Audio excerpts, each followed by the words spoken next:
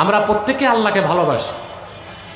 আর সত্য কথা, আল্লাহ তার হাবিবের ভালোবাসা যতক্ষণ জীবনের চেয়ে বেশি না হবে ততক্ষণ পর্যন্ত কোনো মানুষ পরিপূর্ণ মুমিনই হতে পারবে না। পারবে? পারবে? ইমামে কুরতুবী তাফসীর কুরতুবীতে লেখেন,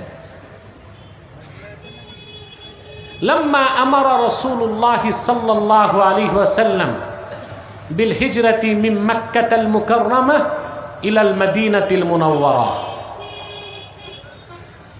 জাআলা আর-রাজুলু ইয়াকুলু লিআবিহি ওয়াল আবু লিইবনিহি ওয়াল আখু লিআখিহি ওয়ার রাজুলু লিজাওজাতিহি ইন্না ক্বাদ উমিরনা বিল হিজরা।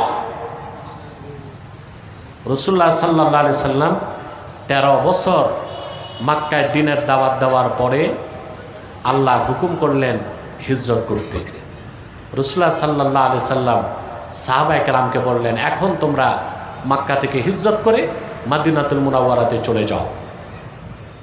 চিন্তা করেন একটু,